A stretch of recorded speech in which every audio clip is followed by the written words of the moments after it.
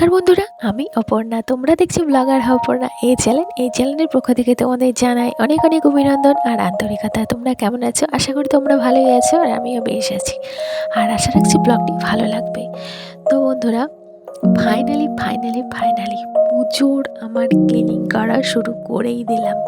তো দেখো, আজকে প্রথম স্টার্ট করলাম ক্লিনিং করতে। বিশেষ করে পুজোর মানে সব কিছু নামিয়ে ঝেড়ে পরিষ্কার করে একদম উপরে সানসেটে যে মালগুলো নামাতে পারি না, ক্লিনিং তো মাঝে মধ্যে সপ্তাহান্তর করা যায়, কিন্তু সানসেটে যে সব জিনিসপত্র থাকে সেগুলো কি নামানো হয় না। এগুলো একমাত্র সম্ভব পুজোর ক্লিনিংয়ে। তো দেখো, পুজোর কিচেন ক্লিনিংটা আজকে শুরু করেই দিলাম।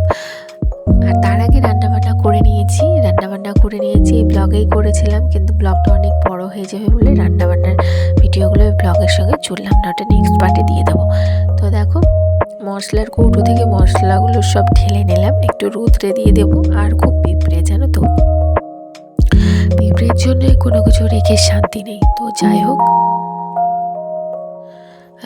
এই মশলাপাতি সব রোদে দিয়ে দিলাম, দিয়ে যে গরম জল করে নিয়েছি। গরম জল করে এখন কৌটোগুলো সব কটাই সার্ফের জলে ভেবে চুপি ধুয়ে নেবো, কারণ এগুলো মাটি, চীনা মাটির, আবার হচ্ছে কাঁচের। এবার বাইরে করতে গেলে যদি ভেঙে যায়, তো সেই জন্য ঘরের মধ্যে করে নিয়ে চলে যাবো। জাস্ট বাইরে গিয়ে একটু ধুয়ে নিয়ে চলে আসলেই হয়ে যাবে। তো প্রথম বলতে পারো এগুলো দিয়ে স্টার্ট করেছি। আর তার আগে হাজব্যান্ডকে দিয়ে সানসেটের মালপত্র ছিল সেগুলো নামিয়ে ওকে দিয়ে ছাড়িয়ে নিয়েছি। তাহলে আমার কাজটা অনেকটা কমে গেছে না? তো এটাই করেছি। সকালবেলা ঘুম থেকে উঠে আগে আমি ম্যাগি করে দিয়েছি, ছেলে মেয়ে খেয়ে নিয়েছে। তারপরে ওই সানসেটের মালপত্রগুলো ছেড়ে নিয়ে তার রান্নাবান্না করে নিয়ে গুছিয়ে তারপরে এখন আমি বাকি ক্লিনিংগুলো করতে শুরু করে দিয়েছি। আর তার আগে অবশ্যই কিন্তু ছেলেকে খাইয়ে দিয়েছি। আজকে জানো তো, ঘর যাতে ভুলে গেছি ছেলেকে স্নান করানোর কথা। তো এত লেট হয়ে গেছে, সেই জন্যে আর স্নানটা ওকে আজকে করায়নি। বেলা চলে গেছিলো। আমি তো 4টের সময় আজকে স্নান করেছি। তাহলে ভাবো ছেলেকে কখন করাবো। তো সেই জন্যে আজকে ওটা হয়নি। আর এই যে এখন দেখো, জানালাটা আর সমস্ত জিনিসপত্র সরিয়ে নিলাম। আর জিনিসপত্র সরিয়ে নিয়ে এই যে এখন কৌটোকাঠিগুলো যেগুলো নামানো হয়নি ওপরের, তো সেগুলো নামিয়ে নিলাম। যেহেতু ছোট ঘর, এইভাবে একে একে আমাকে কিছু মালপত্র নামিয়ে নিয়ে ক্লিনিং করে বাকিটা আবার ক্লিনিং করে নিতে হয়। কারণ ওই মশলার চীনামাটিরগুলো, কাঁচেরগুলো আগে পরিষ্কার করে ধুয়ে রোদ্রে দিয়ে রেখে দিয়েছি সরিয়ে। তারপরে এই যে সেলফের যে কৌটাকাঠিগুলো প্লাস্টিকের, সেগুলো নামিয়ে সেগুলো ক্লিনিং করা হয়েছে। আর তারপরে যে এখন উপরের ঝোলগুলো ছেড়ে নেওয়া হচ্ছে। তো এইভাবেই আমি আমার কাজগুলো একটু বুঝে শুনে করি। তাহলে কি বলতো, ছোট ঘরের মধ্যে স্পেসটা পাওয়া যায়, নাহলে কিন্তু স্পেসটা পাওয়া যায় না। প্রচণ্ড খিচিবিচি হয়ে থাকে যদি একবারে সমস্ত কৌটো কাটি নিয়ে বসে থাকি। তো যাই হোক, দেখো এখন জানালাটা ভালো করে ঝেড়ে নিলাম। আর তারপরে এই যে দেখো, হাজব্যান্ড একটা ইঁদুর ধরেছে, ধেড়ে ইঁদুর এভাবে। তো আমি ওকে বললাম, ইঁদুরটা মেরো না, বালতি দিচ্ছি, বালতিতে করে ধরে নিয়ে গিয়ে জঙ্গলে ছেড়ে দিয়ে আসো। তো সেই মতো ও করেছিল, সেটার আর ভিডিও ক্লিপ তোলা হয়নি। আর তারপরে দেখো, এখন এই সেলফগুলো ভালো করে মুছে নিয়েছি। সার্ফের জল দিয়ে রীতিমতো কিন্তু ভালো করে মুছেছি, যাতে ওই নোংরাটা লেগে না থাকে। তো দেখো, আর এই যে এই তাকটাই, এটা তো তোমাদের সঙ্গে শেয়ার করে করাই হয় না। যখন এই রান্নাঘরটা আমার ছোট ছিল, জানো তো, এই তাকটাতে সমস্ত কৌটো কাঠি সব গুছিয়ে রাখতাম। আর তার সামনে একটা, এই যে গ্যাস টেবিলে রান্না করছি, ছোট্ট পাড়া গ্যাস টেবিল ছিল। আর হাজব্যান্ড একটা সবজি রাখার জন্য না কাঠের একটা কি সুন্দর করে দিয়েছিল, যেন এই বড় ঘরটা যতটা না আমার সুন্দর হয়েছে, ততটা ছোট ঘরটা আরও সুন্দর ছিল। তো যাই হোক, এখন কিছু করার নেই। পুরোনো দিনের কথা মনে রাখা নাই ভালো, তাই না? তো দেখো, এখন জানালার ওই যে রডগুলো ভালো করে সার্ফের জল দিয়ে একদম ক্লিনিং করে নিচ্ছি। ওই যে বললাম, এগুলো একমাত্র পুজোর ক্লিনিংই করা সম্ভব। এমনি তো প্রায় দিনই ঝাড়া হয়, সপ্তাহান্তর। তবে এবার কিন্তু সপ্তাহান্তর না, অনেক দিন পরে ক্লিনিংটা করলাম। মাঝে একবার ক্লিনিং আর করিনি, কারণ এত ছুটোছুটি, বাবার বাড়ি যাওয়া আসা, এদিক ওদিক যাওয়া আসা লেগেই থাকে। তো এবার বলো, এই কাজগুলো কখন করব? যেহেতু 2 দিন ছুটি আছে, তো ভাবলাম এই দুদিনের মধ্যে ক্লিনিংটা করেই নিই। আর দেখা যাক কালকে যদি রৌদ্র হয় তাহলে ওই বড় ঘরটা ঝেড়ে নেবো, মানে বেডরুমটা। কারণ রোদ হলে পরে ওই বেডগুলো একটু রোদ্রে দেওয়ার ব্যাপার আছে, তোষকগুলো, তো সেই জন্যে। তো তাই আর কি ওয়েট করে আছি। এখন জানি না মা কী করবে, সবই মায়ের হাতে। আর এই যে দেখো সমস্ত কৌটো কাউটোগুলো ধুয়ে নিয়েছিলাম, কি সুন্দর চকচক করছে না, আর সব কিছুতে মশলাপাতি ভরে নিলাম। আর ভরে নিয়ে একদম তোমাদেরকে কোথায় কি রেখেছি সমস্তটাই দেখিয়ে দিচ্ছি।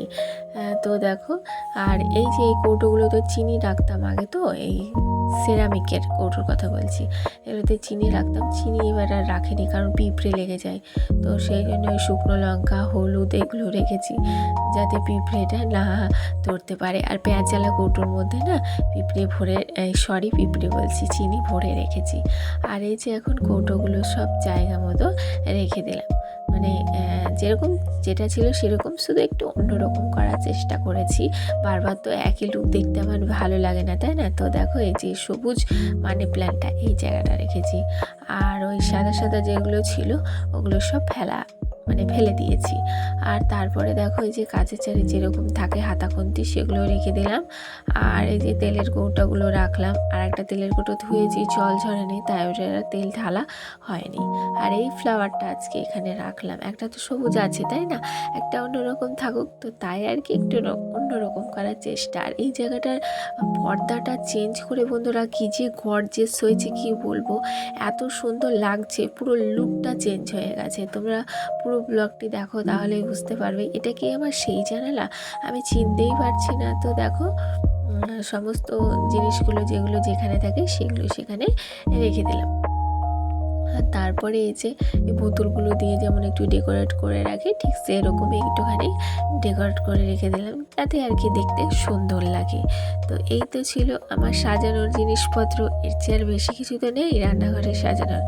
আর আমার মনে হয় ভিআইপি জিনিস দিয়ে রান্নাঘরে সাজানো নাই ভালো, যা তেল চিটচিটে হয় বন্ধুরা ছাদের ঘর ঝাড়তে, আমার মনে হয় এতটা সময় লাগে না। কিন্তু এই ডাল আর টিনের ঘর ঝাড়তে প্রচণ্ড সময় লাগে, ভাগে ভাগে ঝাঁটা ভরে ভরে ঝাড়তে হয়, তো সেই জন্যই এতটা সময় লাগে। আর তারপরে দেখো জানালাটা ক্লিনিং করে একদম ডেকোরেট করে দিয়েছি। তারপরে কৌটোগুলো জায়গা মতো তুলে রেখে দিলাম, যেমন সেলফে ছিল ঠিক সেরকমই। আর তারপরে বিস্কুটটা বাড়ন্ত ছিল, সেটাও ভরে দিলাম, একদম খালি কৌটো, বেশ পরিষ্কার কৌটো, বেশ ভালো লাগলো। আর তারপরে দেখো এই যে এই ছোট ছোট যেগুলো থাকে সেলফে, তো সেগুলোই রেখে দিলাম। আর এই যে এই সেলফটা দেখছো, এই জায়গাটা এবার বাসন রেখেছি, তো হলো না একটু অন্যরকম ডেকোরেট। তো দেখো তোমরা ফাইনাল লুকটা তোমাদের দেখতে কেমন লাগছে। আমার তো অসাধারণ লাগছে, কারণ একটু অন্যরকম করতে পেরে তোমাদেরও ভালো লাগছে, আবার আমারও ভালো লাগছে। তো দেখো গ্লাসগুলো এই ওপর কাউন্টারে রাখলাম, মধ্যেটাতে বাটি আর চামচ রেখেছি, বাটি বড় বাটি, আর নিচেরটাতে থালা। আর তারপরে এগুলো বার করে বন্ধুরা গুছিয়েছি, তো এইগুলো আর তোমাদের সঙ্গে শেয়ার করা হয়নি। আর খালি কৌটোগুলো এখানেই রেখেছি, কারণ বাইরে রাখলে ধুলো পড়ে যাবে, তো তাই আর কি। তারপরে দেখে নাও আমার ঘরের ফাইনাল লুক, কি দারুণ লাগছে, পরিষ্কার পরিপাটি, অসাধারণ লাগছে বন্ধুরা।